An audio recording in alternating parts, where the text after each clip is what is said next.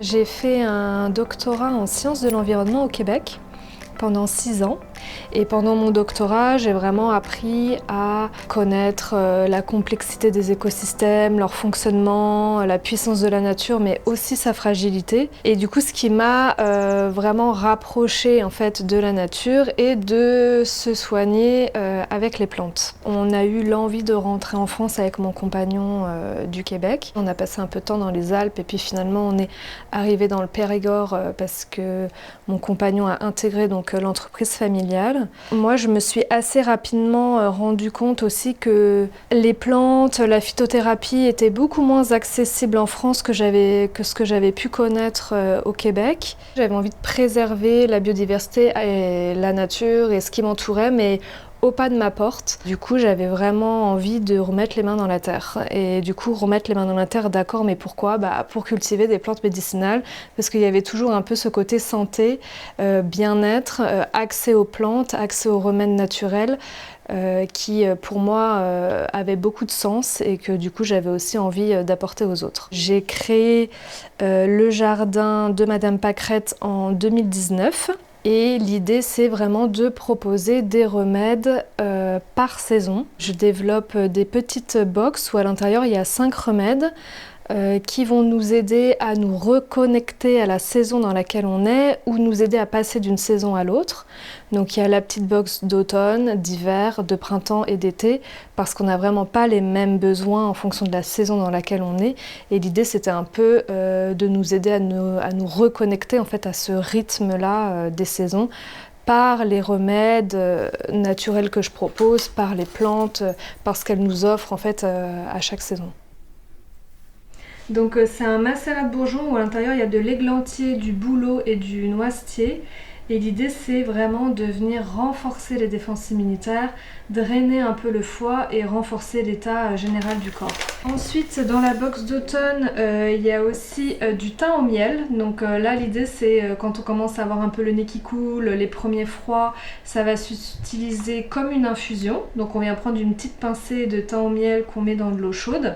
Si jamais ça sent un peu sur la gorge, qu'on commence à avoir la gorge qui gratte, qu'on commence à tousser. Il y a un sirop à l'hysope, la tisane d'automne qui est composée d'ortie, de mauve, d'échinacée et de thym.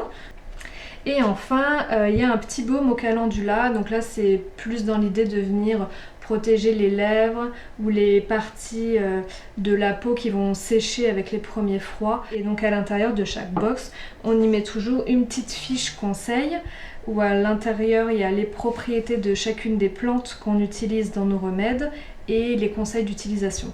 Et une petite carte qui va venir rappeler la saison, donc une petite carte qu'on peut garder chez soi ou qu'on peut envoyer. Voilà la composition de la box d'automne et donc chacune de nos box à chaque saison est toujours composée comme ça de 5 remèdes qui va venir accompagner le corps et l'esprit à nous reconnecter dans la saison dans laquelle on est ou à passer d'une saison à l'autre. Quand j'ai décidé de cultiver des plantes médicinales, je me suis dit oui cultiver mais pas n'importe comment. En commençant un petit peu à me renseigner sur les différentes techniques de culture, j'ai découvert la permaculture. Donc c'est là que j'ai rencontré Benjamin Broustet qui, à peu près une année après que j'ai commencé ces formations, a lancé le programme Écopreneur. Il proposait une formation qui s'appuyait sur les éthiques et les principes de la permaculture, mais pour créer une entreprise qui régénère la planète et les humains. Donc ça m'a très, très rapidement parlé et du coup je me suis inscrite au programme de formation donc en 2019.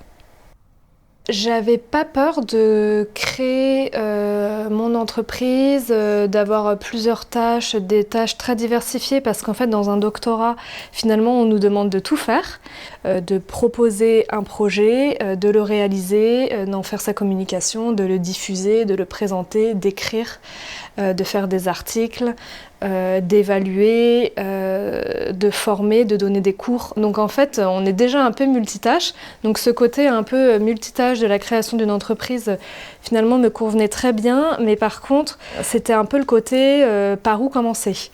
Et du coup, Écopreneur m'a vraiment apporté cet accompagnement, en fait, étape par étape. Je pense que le module de départ sur les objectifs Il est super important parce qu'il nous oblige à avoir des objectifs donc concrets, précis et dans le temps, que ce soit personnel et professionnel. Ça remet énormément de choses en question. Donc on est un petit peu obligé de passer par là. En tout cas, moi, ça m'a beaucoup aidé à justement trouver mes motivations profondes et à casser mes croyances limitantes, que de passer par ce module qui est au tout début de la formation et qui traite vraiment des objectifs en fait de vie et après personnel et professionnel, qui aide à faire le lien entre les deux.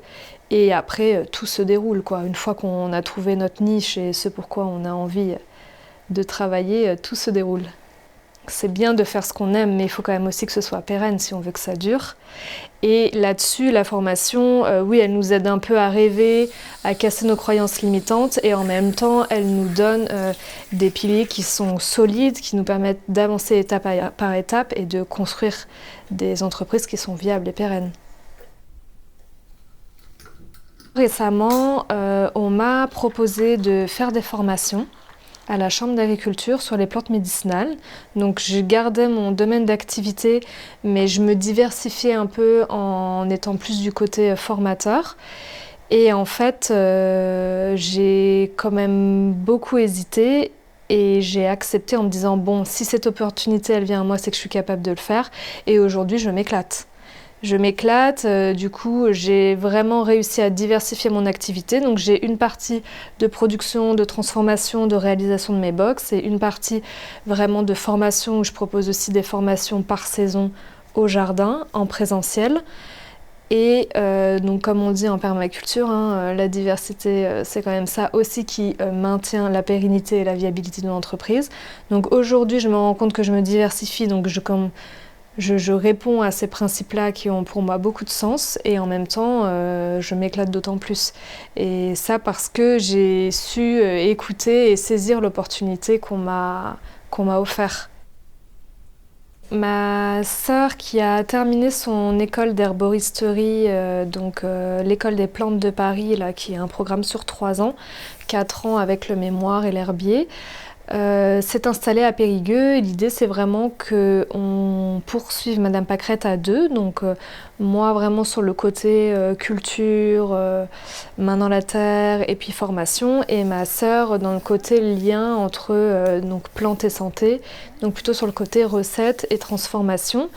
L'idée, c'est toujours de proposer cette gamme de remèdes en fait par saison. Ensuite, on va aussi vraiment développer le côté formation, atelier. J'ai démarré une formation pour aider les gens à créer leur jardin médicinal chez eux sur 4 saisons.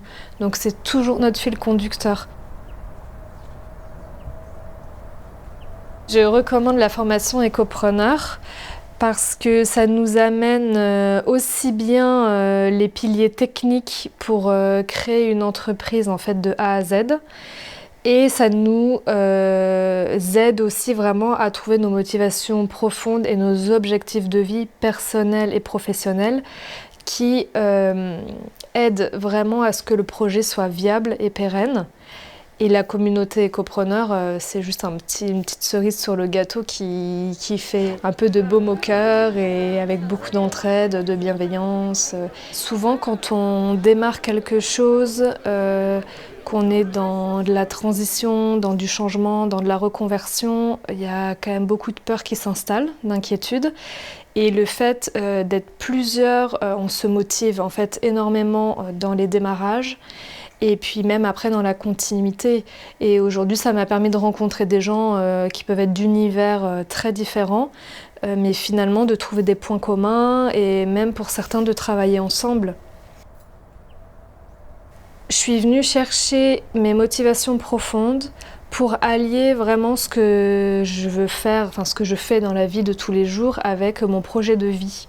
Et ça, c'est quelque chose qu'on apprend beaucoup en permaculture, que de partir de sa vision, de son rêve, et de l'atteindre étape par étape. Et en fait, aujourd'hui, j'ai la chance d'être capable de le faire tous les jours dans mon quotidien en alliant ma vie professionnelle et ma vie personnelle. Et ça a été un peu un déclic parce que Aujourd'hui, on dissocie quand même souvent les deux, quoi. À l'école, bon, c'est quoi ton métier? Qu'est-ce que tu veux faire dans la vie? Tu te lances dans quelque chose, il faudra que tu fasses ça toute ta vie, puis finalement tu te retrouves dans des postes où tu sais pas trop pourquoi t'es là, et puis t'as hâte d'être au week-end pour pouvoir faire des choses que t'aimes. Bah en fait, moi ce que j'aime, je le fais tous les jours.